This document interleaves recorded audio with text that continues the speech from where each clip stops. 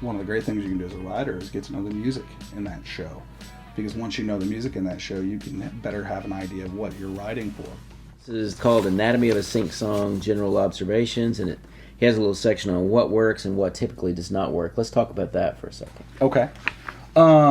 Typically, the music that works, like I said, universal concepts, things like that, but music that's positive in nature, uplifting, feels good. You're going to hear a lot of words over the next coming weeks, such as anthemic, anthemic, uplifting, emotional, female-fronted rock bands, rock songs.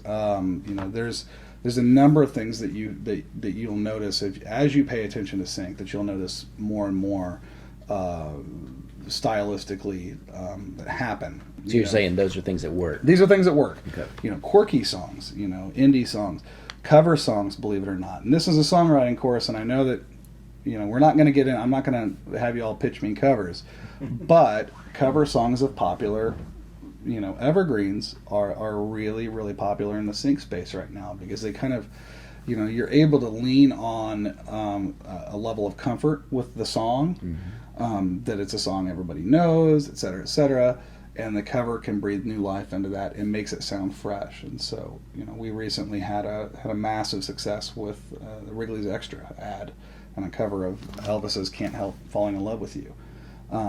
That's just case in point what I'm talking about. Do you watch Blacklist? Oh, religiously. The last episode they had this Ooh La La, which was an old Faces song, and it sounded so fresh, and I mean it was just like awesome music. That the whole show was awesome. Well, the guy that does Blacklist is exceptionally good.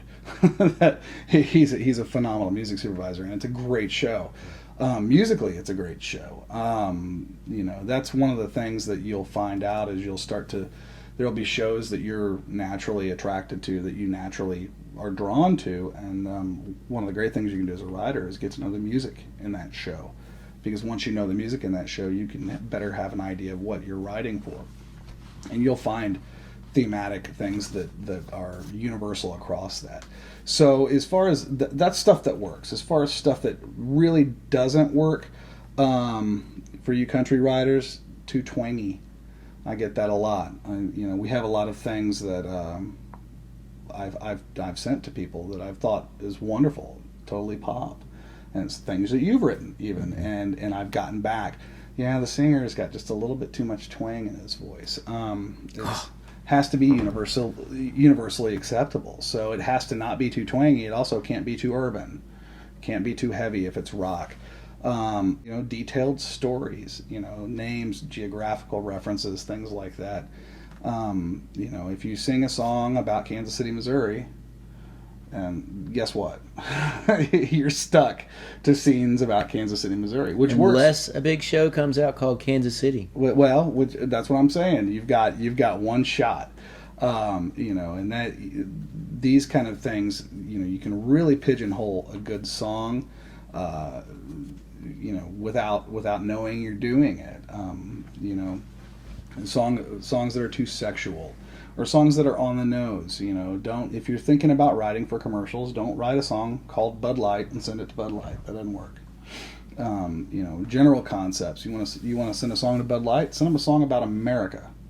Send them a song about summer and American values, and working hard and popping up in a cold one at the end of the day. Mm-hmm. This is not an endorsement for Bud Light. I'm a Miller drinker, by the way. Probably don't mention that it kind of tastes like water, dirty water. Don't mention that. Oof. Send them a song called Dirty Water. Dirty Water. That'll make the outtakes real. But other things. I'm trying to go down the list here, and you guys will all get a copy of this. So this will be review at that point. But the lyrics can't be explicit at all. If you write a song with explicit lyrics, make sure you go ahead and do a version that's clean. That way it can apply. It may be that the F-bombs are really necessary for you to get your message across. That's not going to work on network TV. It'll work on HBO and Showtime though. And I get calls for shows on Showtime regularly that say, send me the most explicit stuff you've got. You know, especially some of the urban programming they've done. They want hip hop and they want it real and they want it gritty and they want it raw. That is not the standard, though. That's very much outside the standard.